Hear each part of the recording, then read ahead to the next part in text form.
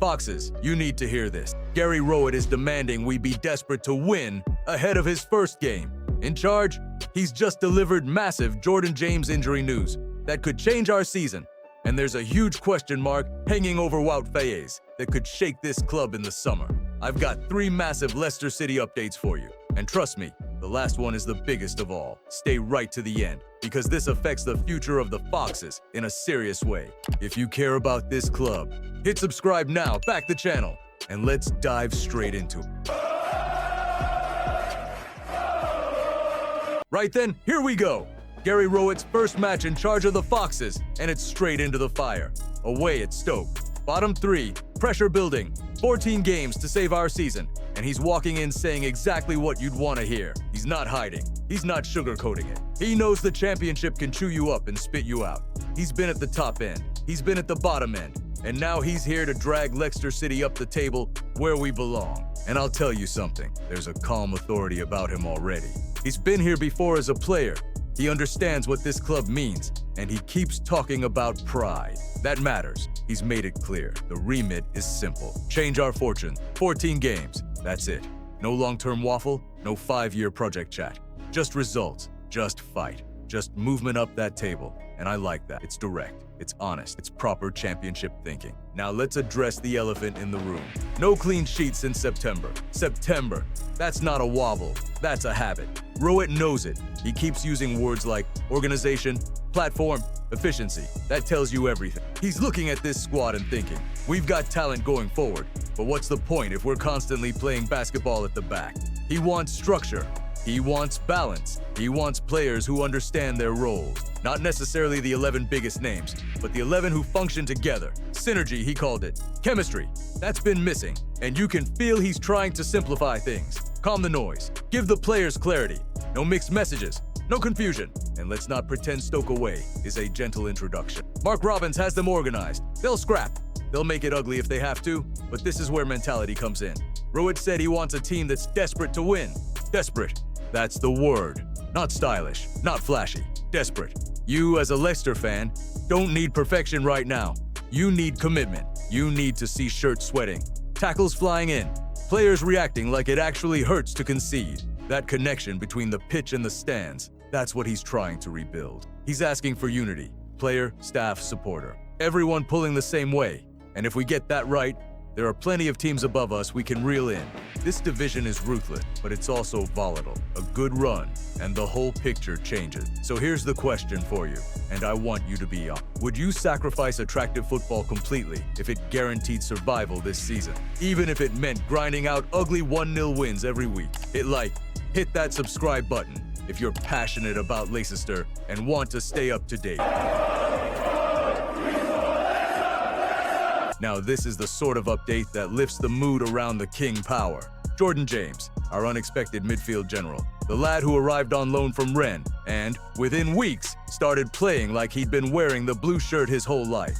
Born in Hereford, proud Welsh international, son of former pro Tony James, you can see the pedigree every time he steps onto that pitch. 9 goals from midfield this season, 9. In a campaign where consistency has been scarce, he's been the one driving us forward. Energy, discipline, timing in the box, that snap in the tackle. He's been a proper engine for the Foxes, and at just 21 years of age, he's showing leadership that plenty of senior pros could learn from. So when that hamstring injury hit, you felt it. You did. Initial whispers were suggesting late March. That's a long time in a relegation. That's a big hole in the center. And let's be honest, without him, we've looked lighter in. But here's the good bit. Gary Rowett has come out ahead of the Stoke trip and delivered something we haven't had enough of lately. Positive news. He says Jordan's recovery is slightly ahead of schedule, not committing to exact dates, keeping it sensible, but hinting strongly that it could be a week or two rather than dragging deep into March. That's massive, absolutely massive. And if that timeline holds, you're potentially looking at a return for the Norwich game on the 28th of February. Imagine that lift. Under the lights at home, the midfield heartbeat back in place, just as the run-ins sharpen. Rowett's clearly excited about him. You can tell. He talks about having good players available, about getting 1 or 2 closer to action. James is right at the top of that list. And let's be clear. In this division, momentum swings quickly. Getting your most productive midfielder back ahead of schedule can tilt the balance. This isn't just about one player. It's about belief. It's about seeing that things might just start turning our way. We've had enough setbacks. Maybe this is the moment the tide begins to shift. And here's the question for you. If Jordan James is fit sooner than expected, do you throw him straight back into the starting 11 for Norwich? Or do you protect him and risk dropping vital points without him? Hit that subscribe button if you're passionate about Leicester and want to stay up to... Right, let's talk about Wout Faes, because this one is getting uncomfortable. That loan move to Monaco was supposed to be a reset, a fresh start, new league, new dressing room, big European nights, chance to rebuild his reputation after some rocky spells in blue. Instead, it's turning into a proper headache. Reports coming out of France suggest Monaco are wavering on that buy option, somewhere between 5 million euros and 10 million euros. And let's be honest, for a player of his profile, that's not exactly a king's ransom. If they're hesitating at that level, it tells you everything. He's struggled to impose himself. In League One, not exactly the most ferocious battleground in Europe. And when the spotlight hit in the Champions League, it didn't go well at all. Center halves live and die on authority, timing, aggression. If you don't dominate your space, you get exposed. And right now, he's being exposed. From our perspective as the Foxes, this isn't just gossip, it's strategic. He's under contract until June 2027. That means if Monaco don't pull the trigger this summer, he walks back through the doors at the King Power with a year left on his deal. And what then? If his market value dips further, we're not talking about flipping him for a tidy fee.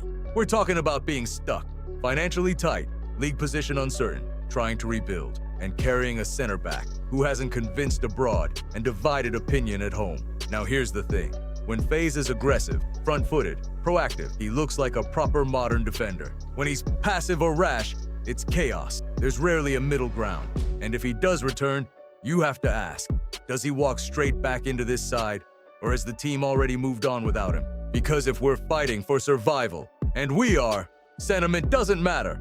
Reliability does. So here's the big one for you. If Monaco refused to activate that clause, and Faes returns this summer, would you give him another chance in a Leicester shirt? Or would you cash in at any price just to move forward? Hit that subscribe button if you're passionate about Leicester and want to stay up to date.